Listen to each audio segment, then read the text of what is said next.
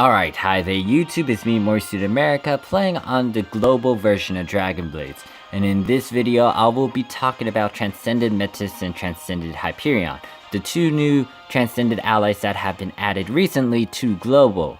Now, I know I've been late when it comes to making these Transcended Ally reviews, but hopefully I can play catch up and do 2 reviews per video.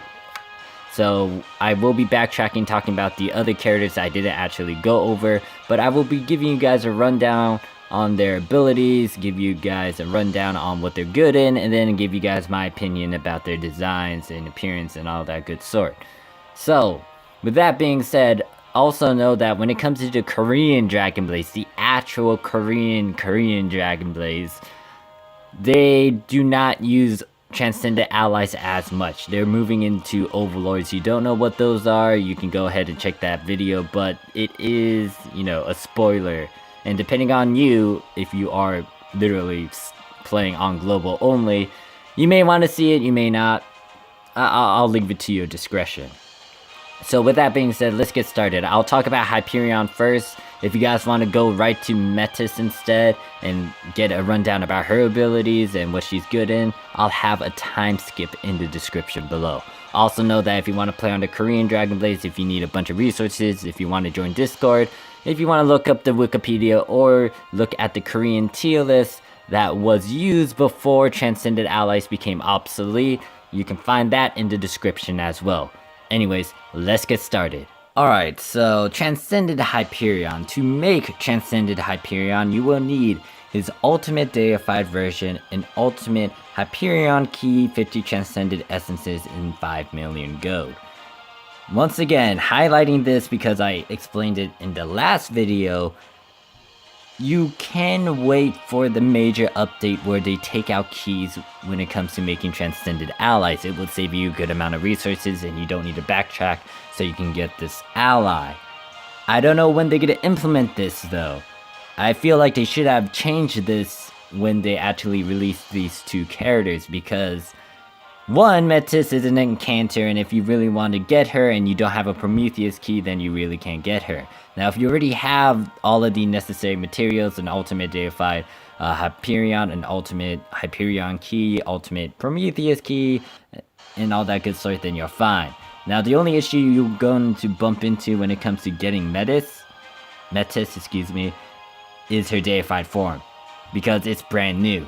Now, I already gave you guys my opinion when it comes to I can't speak. When it comes to Metis, I did rant about like the logic behind making her, but I'll save that for her section. So let's go back to Hyperion, and just know that when it comes to his little lore, it evolves from his deified to his key to his transcended.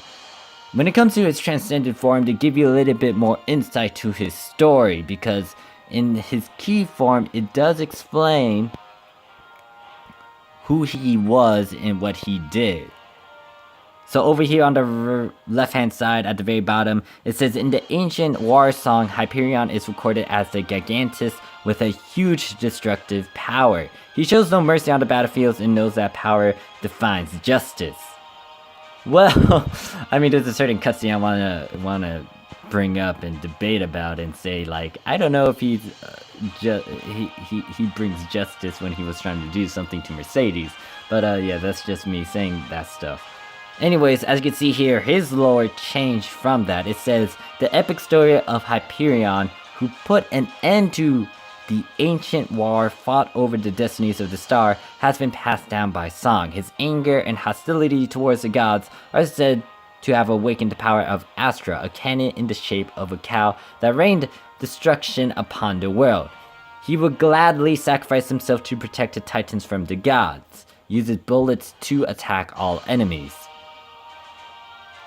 I will be showing you guys the animations for the active skills and his normal attack in a few minutes once I read all these abilities, because when it comes to viewing their abilities, unlike the Korean Dragon Blades right now, you would actually see the skill description at the very top of the screen right above tap the skill icon for animation. So you would see like a little text saying like, this is active number 1, this is what it does, and etc, etc. Now I don't know if the Korean Dragon Blades did that on their own on their own accord, or they implemented it later. But yeah, that's something we should have as well, but not gonna be that strict with global. So when it comes to Hyperion's first active skill, it's a solar flame, physical, and range. I don't know why I say far range, but I'm just gonna stick with range. I'm gonna skip over his little descriptive sentence kind of talking about the skill and go right to the actual usage of the first, or the actual usage of the abilities. So, first active skill deals 863% damage to all enemies using one bullet, and inflicts a debuff that deals 360% every second for 8.9 seconds. Cooldown for this is 14.3 seconds. Know that if you have a weapon effect that reduces cooldown, that would change. Second active ability is Carnage. It's a physical and range. Deals 872% damage to all enemies using one bullet, and increases physical damage received by 44% for 8.2 seconds. Cooldown for this is 16.2 seconds. And lastly, the third active skill is Catastrophe. Wait, hold on, let me... I was gonna say it right, but then I stopped myself. Catastrophe.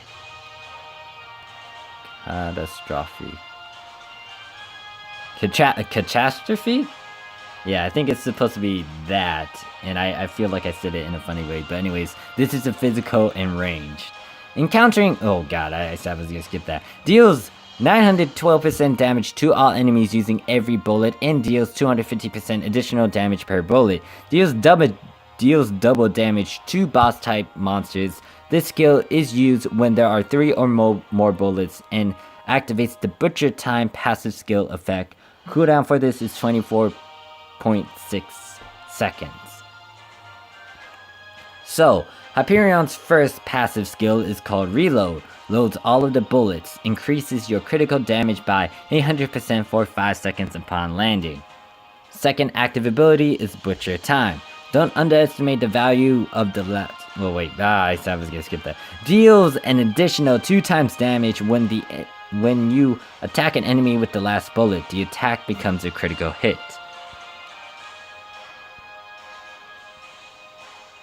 Okay, so apparently you need to look at this, look for this icon to know if that ability is kicking in. So, Searing Rage. A fire... nah, I said I was gonna skip that. Increases area attack by 77%, used upon max enhancement, and his ultimate skill is Ruler of Battle. Increases additional boss damage by 58% when Catastrophe is used. Lasts up to 10 stacks and cannot be removed. And once again, you had to have him at ultimate status to get this, and max status to get this one. So let's check out his animations. Now, if you think about it, Hyperion is heavy on his AoE, so he's going to be very handy for Hydra. As you can see, when he does his normal attack, he fires a bullet, or excuse me, a missile. It's not a bullet. A bullet would be a bit smaller. That's like a missile, and it decides to explode right above the enemy.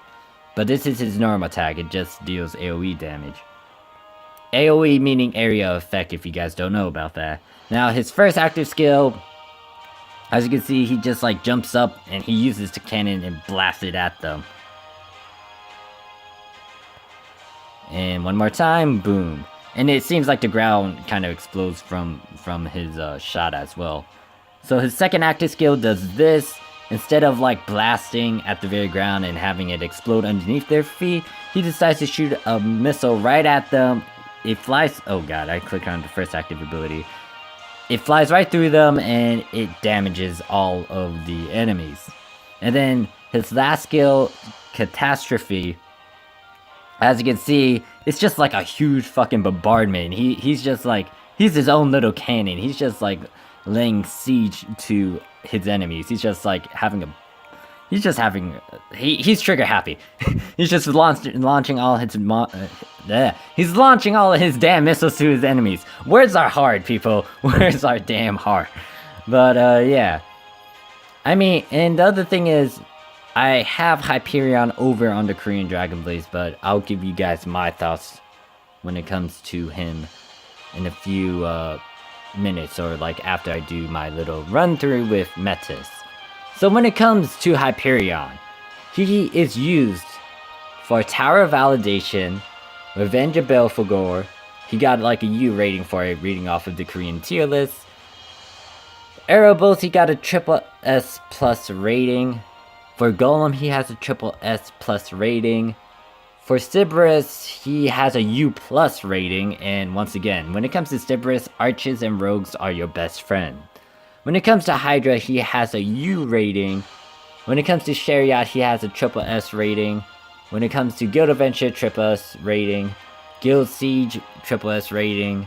Arena, triple S rating, plus attack. So, yeah, he's decent across the board. He doesn't, have a double S or like a regular triple S rating. He has either a triple S plus rating, a U, or a U plus. Now the only modes he actually have a U plus in, or he excels really good well in, would be Revenge of Belphegor and Sybaris, if I'm looking at this chart correctly. Yeah, Revenge of Belphegor is Sybaris, and pretty much that's it. So when it comes to world bosses, he's decent in them. He's very handy for Hydra though, because you know it has multiple heads and you want to hit all of them and increase your point damage. So his AoE moveset is very handy for that. Just know that when it comes to Hyperion, he is focused around physical. So if you have a bunch of physical buffers, this will be very handy for a physical team. Well, the reason why I'm laughing right now is because I'm staring at the description for Metis. Like her little text box over here, it's not formal. If you read it, it's like Metis is actually speaking to you. It says, "Hello, my name is Metis. It may be hard to believe, but I'm one of the 12 war gods of the Titan. Well then, let me introduce my guardian, Trem. Cute, right? Most of the time, he's sweet and adorable boy who loves frolicking around in nature. But he won't hesitate to viciously... oh god, the tone of this. But he... maybe I should have said this in a very girly-like voice, so get my sister to read it and act all perky and stuff. But anyways, where was I? Frolicking around in nature, but he won't hesitate to viciously attack anyone who tries to harm me. Don't worry though, he seems to really like you, I think." And then upon a normal attack, grants a mark that amplifies the attacks of summons. So, yeah. That's just funny, how like Metis is actually speaking to us, and then she's like, "Oh yeah, this is my normal attack right here, it amplifies the attack of summons." But anyways, to make Transcended Metis, you need Ultimate Deified Metis, you need 50 Transcended Essences, 5 million gold, and an Ultimate Prometheus Key. Now, this triggered the fuck out of me when it got released over in Korean, because I was like, I want this Canter. But guess what? You need a fucking Prometheus Key! And I was like, they added a new deified character, but they didn't do anything with the damn key. You stuck it up with the mage that I didn't decide to go for. God damn it, fucking game. Yeah, and then I ranted and all that good sort. But, once again, major update soon. When Arcbusters come out, hopefully they take out that key out of the Transcended formula, so you just need to worry about Metis. Do not backtrack to Ultimate Prometheus unless you plan to get Prometheus, Leah, and Metis during this time.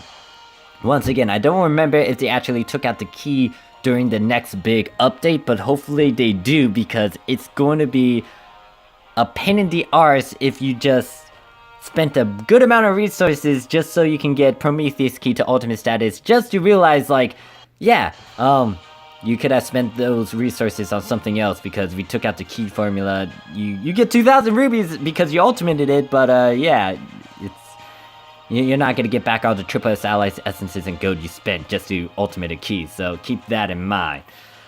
Anyways, let me quickly check the deified version of Metis and see what her description is. It shouldn't be that much.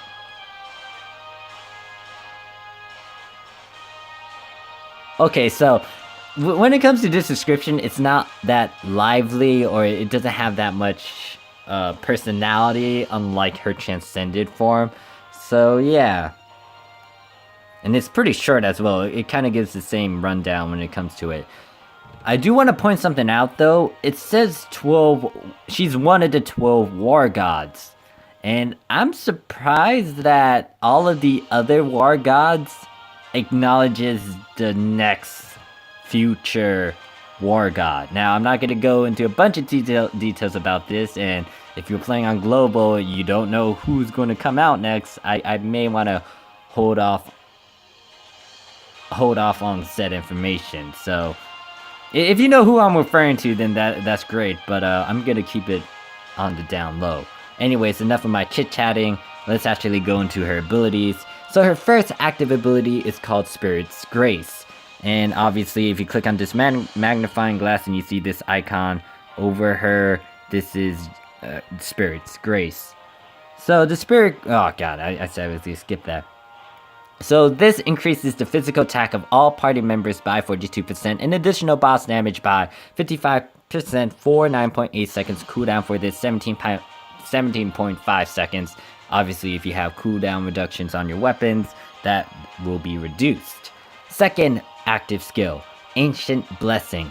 Only the priestess in... Oh god, I said I was gonna skip that. Why do I keep on reading that? I'm used to like reading stuff off of the tier list and not having this sort of stuff. So, increasing attack by 90% and melee attack by 82%. The effect of the skill will be maintained until Trem dies and can last up to 5 stacks. Cooldown for this is 21.9 seconds. And her last active skill is Guardian Trem. Summons Trem, your guardian and friend. Trem attacks all and why is there quotations around Trem? Or Trem?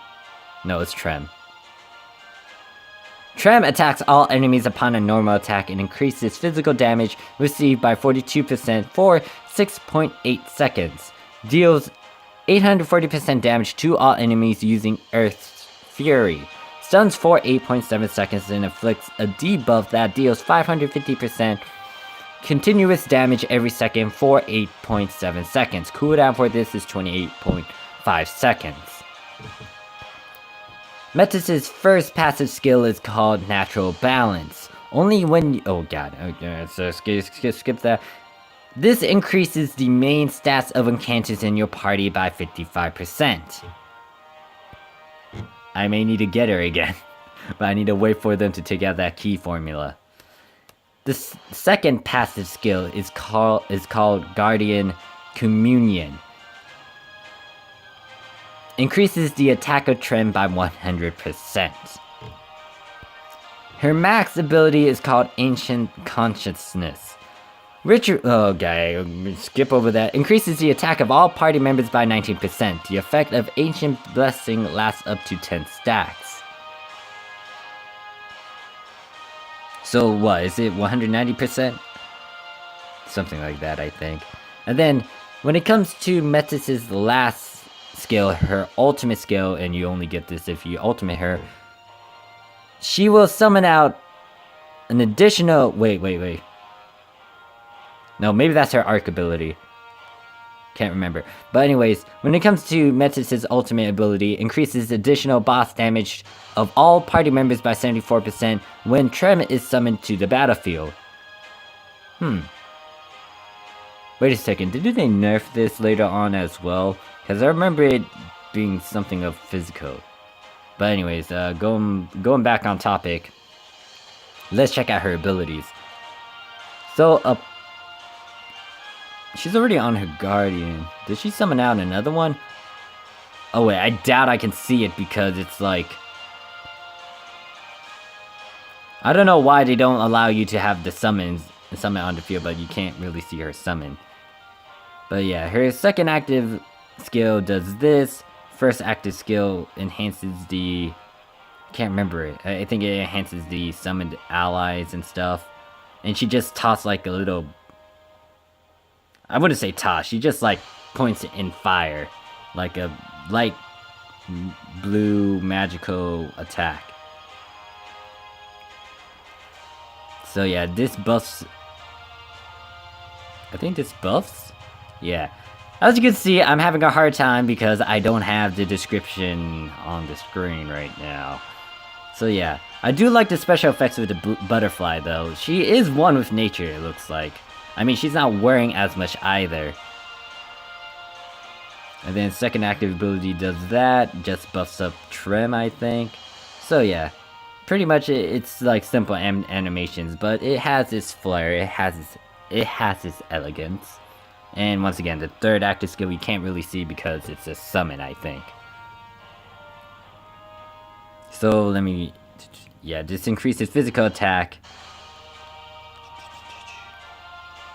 Yeah, this increases the abilities or the attack and melee attack for her?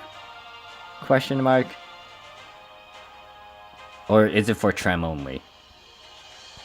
And then third one is to summon Trem. But yeah, that's pretty much it when it comes to her abilities. Now, Metis is very handy for Erebos. And if you don't know who Erebos is, you'll see him in a bit. Because he's part of the big update that's going to come around... yeah, oh god, I can't speak. I can't form my words. Yeah, he's going to be one of the major new world bosses. But other than that, Metis seems alright when I'm using the, Korean tier list as a reference. She's decent in Tower Validation, Revenger Belphegor, Golem, Cerberus, Hydra, Chariot, Guild Adventure, Guild Siege, Arena, Tag Match, and Guild Battle. Just know that if she fights against Gaella, once again, she may have an issue against her because Gaella is an Incantor killer.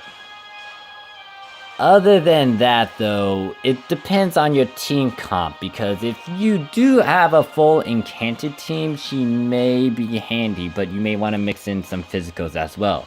If you have Incantor and Magico, Metis may not be a good choice for you because she kind of boosts physical. And you may want to, have a good physical team for that. And you do want to have some Incantors because she does boost up the Incantors here and there. Her first passive skill kind of displays that. That's why over in the Korean Dragon Blades, I ran a full Incantor team and it was pretty decent. Now, it's not the best because depending on what mode, what world boss you're doing, then you may want to use a different format. Once again, Gaella is very handy for PvP because she's known as the Incantor killer. And that's why I actually ultimate her because she's very deadly. Now, I think if you arc her as well, she'll become deadlier, but I can't remember her arc ability off the top of my head.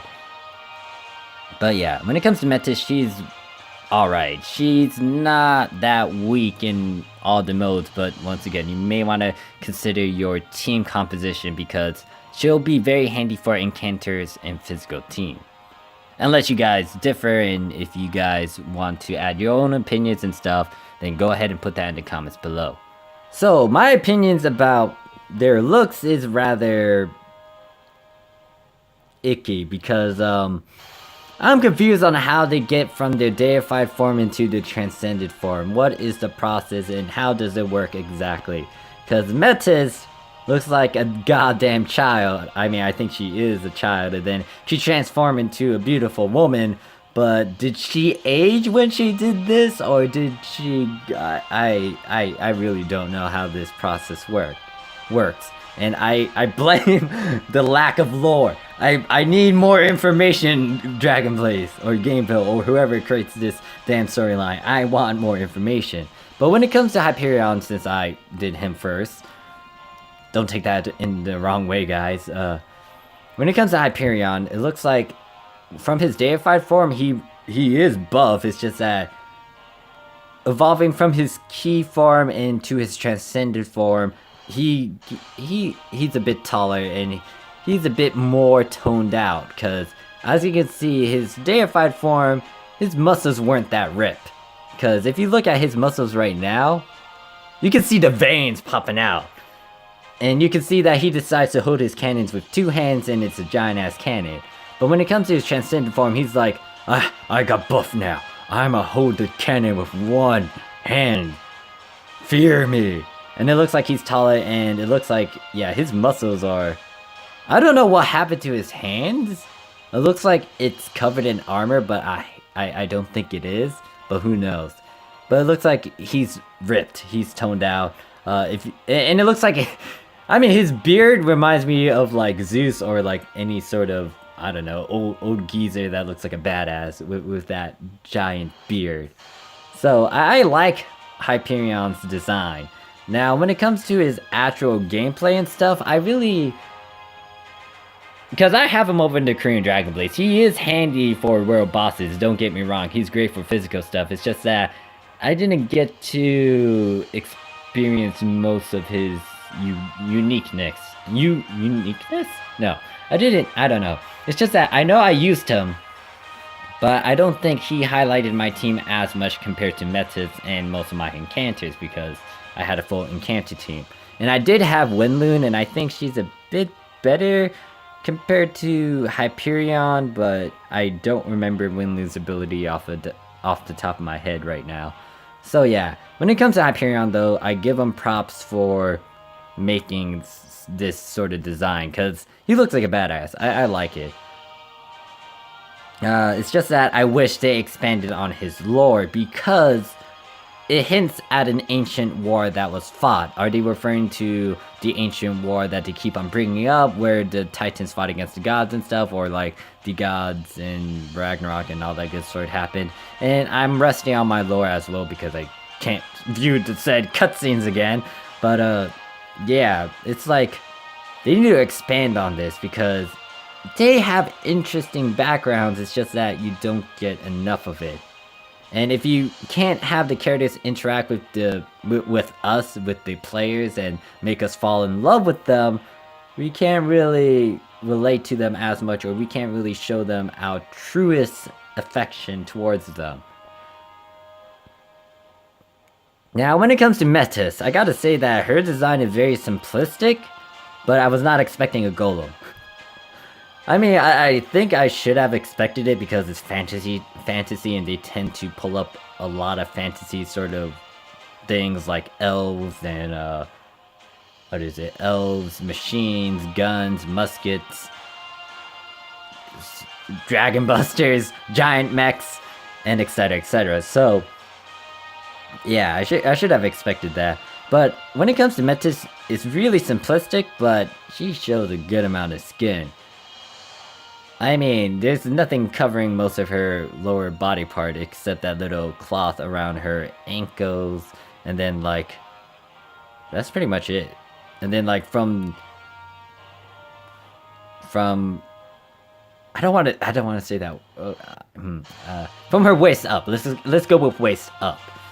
She's kind of clothed, but as you can see, she's exposing her cleavage, and yeah. I'm just surprised that her lore dialogue, it's like she's talking to you, and I kind of like that. Low key, I like that, because it's like she's giving us an insight about her little background a bit, and then she's like, oh yeah, this is my ability. Now, once again, I'm very confused on how I'm very confused on how the transcended process works, because her deified form is a little girl. We can't beat around the bush with that unless she's really old, like, I don't know. I don't know how Titans are. They could be vampires for all I know. They could be 1,000 years old. And they can just evolve like that. But still, it's like the lack of lore is not clarifying some of these things. But as you can see, clearly, Metis is very thick. And she's not childlike anymore. But I don't know, I might be wrong about that. I do...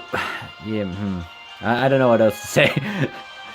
Because, technically, my new waifu is now Erin. In the past, I did say she was my waifu, but then I was like, oh my god, there's Erin, and I love her because she's has white hair and stuff. So, yeah, and the pose that Erin has is like, juicy. But, yeah. Metis... I definitely used her a lot along with my Encanto team. Who was it? I'm most likely I'm gonna do the same thing over in Global. I'll be using Margaret, Bell Snow, and Metis. Ravengale, she's very handy, but I don't know when they're gonna fix her, and her arc ability is very... actually, I don't remember her former arc ability, unless Global decides to implement the changes that they did in the future, when they actually worked on 3 of the Transcended Allies and gave them a good arc ability, but then the transition to Overlord kicked in. So yeah, I don't know. If they work on Ravengale ASAP and give her a good arc ability, I might get her to arc status and have an entire team of arc Transcended Allies. But yeah, Metis was one of those allies I kind of used because she's an Encanter, and at that time, like I said, she was kind of my waifu, so kind of spoiled her a bit. But I did trade her in for Aaron when the time when Overlords became a thing. So yeah, if I remember correctly, as well, God, English words, me think. Anyways, I think her arc ability is the ability to summon another golem. I don't think his name is Trem, but you can summon another being, so she can summon 2 allies. That concludes this video on Transcended Hyperion and Transcended Metis. So what do you guys think about these 2 new Transcended Allies? Do you like them? Do you think they need a rework? Do you want them to look different? What are your thoughts about their appearance? And if I left something out, go ahead and correct me or add on to what I stated. You may want to correct me and be like, hey, Metis is actually good in these modes as well, not just Erebos. Or like, she excels very, very well in maybe, I don't know, Tower of Validation or Avenger Belphegor. Something of that sort. So, yeah, thank you guys for watching. Hopefully this video helps you out when it comes to deciding on which Transcended Ally you want to go for.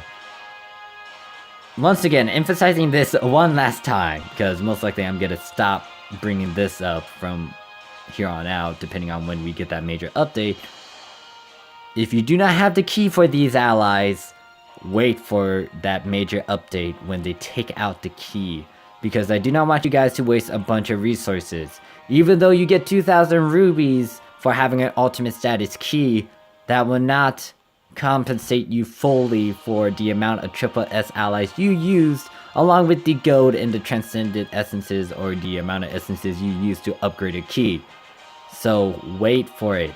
For the love of God, please wait for that major update. I was praying to God that Global would have implemented it already, but apparently not, so I'm giving you guys a huge warning right now, so you can save those resources so you can do it to your Transcended Ally when you actually get them. Anyways, I'll see you guys around. Peace.